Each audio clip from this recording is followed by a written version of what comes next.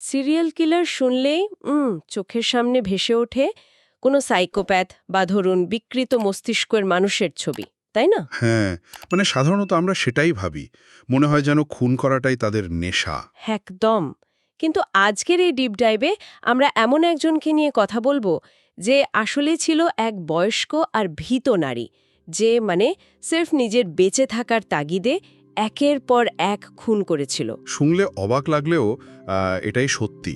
আজকের আলোচনার জন্য আমরা মূলত কলকাতা পুলিশের তৎকালীন গোয়েন্দা প্রিয়নাথ মুখোপাধ্যায়ের বিখ্যাত বই দারোগার দফতর ব্যবহার করছি। বিশেষ করে এর স্বীকারোক্তি আর শেষ লীলাখণ্ড, তাই তো? ঠিক তাই। আর সাথে কিছু ঐতিহাসিক বিশ্লেষণও থাকছে। এই সূত্রগুলো ঘাঁটতে গিয়ে এমন এক চরিত্রের খোঁজ মিলেছে যা সত্যিই চমকে দেওয়ার মতো। চরিত্রটির নাম ত্রৈলোক্য তারুণী, যাকে অনেকে ত্রৈলোক্য রাউড বলেও চিনত। আচ্ছা, কিন্তু সে তো জন্মগত অপরাধী ছিল না। না, একদমই না। সে ছিল প্রতারণার শিকার হয়ে সোনাগাছিতে বিক্রি হয়ে যাওয়া এক সাধারণ গ্রামের মেয়ে। তাহলে একটা সাধারণ মেয়ে ভারতের প্রথম নথিভুক্ত নারী সিরিয়াল কিলার হলো কিভাবে? সে কি শুধুই পরিস্থিতির শিকার ছিল? এর পেছনে সবচেয়ে বড় চালিকা শক্তি ছিল চরম দারিদ্র্যের ভয়। যদি একটু পেছনের দিকে তাকানো যায়, সেই ১৯ শতকের ঔপনিবেশিক কলকাতায় একজন বয়স্ক যৌনকর্মীর ভবিষ্যৎ আসলে কি ছিল? সমাজ তো তাদের ছুঁড়ে ফেলতো। ঠিক বলেছেন। বার্ধক্যে কপর্দক শূন্য হওয়ার এই যে প্রবল আতঙ্ক, সেখান থেকেই ত্রৈলোক্য ধীরে ধীরে ধূর্ত হয়ে ওঠে।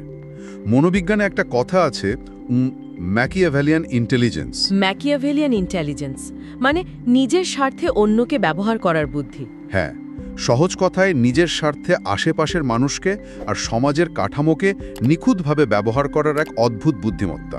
এই পরিস্থিতিটা আসলে অনেকটা দাবা খেলায় কোণঠাসা হয়ে যাওয়ার মতো। শুরুতে চালগুলো হয় শুধু নিজেকে বাঁচানোর জন্য, কিন্তু একসময় টিকে থাকার তাগিদে অন্য ঘুঁটিগুলোকে সে স্রেফ নিজের বেঁচে থাকার রসদ হিসেবে দেখা শুরু করে। একদম নিখুঁত তুলনা দিয়েছেন। তার মানে এই খুনগুলো কোনো মানসিক বিকৃতি বা খুনের রোমাঞ্চ থেকে হয়নি। এটা ছিল তার এক অন্ধকার রিটায়ারমেন্ট প্ল্যান। হ্যাঁ, তবে সূত্রগুলো বলছে টিকে থাকার এই লড়াইয়ে শুরুতে সে কিন্তু সরাসরি খুনের পথ বাছেনি। সে শুরু করেছিল প্রতারণা দিয়ে। তার সঙ্গী ছিল কালীবাবু নামের একজন। আচ্ছা, কালীবাবুকে নিয়ে তারা কি করত? তারা দুজনে মিলে একটা মারাত্মক লঙ্কন বা দীর্ঘমেয়াদী প্রতারণার ফাঁদ পাতত। তারা বেশ সময় নিয়ে ধীরে সুস্থে ভুয়া বিয়ের আয়োজন করত। ওরে বাবা, ভুয়া বিয়ে! হ্যাঁ, ত্রৈলোক্য হয়তো কোনো ধনী ব্যক্তিকে টার্গেট করে তার সাথে কালীবাবুর সাজানো মেয়ের বিয়ে দিত। তারপর সুযোগ বুঝে বিয়ের রাতেই গয়নাগাটি নিয়ে তারা চম্পট দিত। মাসের পর মাস ধরে নতুন নতুন ছদ্মবেশ আর নাম ব্যবহার করে তারা এই কাজ করত। কিন্তু আমার প্রশ্ন হলো, এমন একজন হিসেবি প্রতারক থেকে সে সরাসরি খুনের দিকে কেন গেল? কারণ ওই নিঃস্ব হওয়ার ভয়টা তাকে ভেতর থেকে কুড়ে কুড়ে খাচ্ছিল। ভুয়া বিয়ের ঝুঁকি বাড়ছিল, আর বয়স বাড়ার সাথে সাথে প্রতারণা করাটাও কঠিন হয়ে পড়ছিল। আচ্ছা, হিসেবি প্রতারক থেকে সে ধীরে ধীরে মরিয়া আর বিশৃঙ্খল হয়ে ওঠে। তার মনে হলো প্রতারণার চেয়ে সরাসরি খুন করে সম্পদ ছিনিয়ে নেওয়াটা বেশি নিরাপদ আর দ্রুত। কিন্তু সে টার্গেট করল কাদের? সমাজের কোনো বিত্তবান মানুষকে নয়, বরং তার নিজের মতোই আর্থিকভাবে দুর্দশাগ্রস্ত বয়স্ক নারীদের। হ্যাঁ, যারা তার মতোই প্রান্তিক। এটা তো আরও মর্মান্তিক। নিজের মতো অসহায় মানুষদেরই সে টার্গেট করল। কারণ ওই নারীরাই ছিল সবচেয়ে সহজ শিকার। ত্রৈলোক্য খুব চালাক ছিল, বুঝলেন। সে পবিত্র তীর্থযাত্রী বা ধর্মপ্রাণ বিধবার ছদ্মবেশ ধরত। আমাদের সমাজে ধর্মের প্রতি বা পবিত্রতার প্রতি মানুষের যে একটা সহজাত দুর্বলতা আছে। একদম। সে সেটাকেই অস্ত্র হিসাবে ব্যবহার করে ওই বয়স্ক নারীদের বিশ্বাস অর্জন করত। এরপর সে তাদের স্নান করার নাম করে মানিকতলার বাগানের এক পুকুরে নিয়ে যেত। আর সেখানেই তাদের ডুবিয়ে মারত। কিন্তু কেন ডুবিয়ে মারা? অন্য কোনো উপায় তো থাকতে পারত। কারণ ডুবিয়ে মারলে শরীরে কোনো আঘাতের চিহ্ন থাকে না, রক্তপাত হয় না। সে আমলের কলকাতায়, যেখানে আধুনিক ফরেনসিক ব্যবস্থা ছিল না, সেখানে পুকুরে ডুবে যাওয়া বয়স্ক নারীর লাশকে খুব সহজেই দুর্ঘটনা বা আত্মহত্যা বলে চালিয়ে দেওয়া যেত।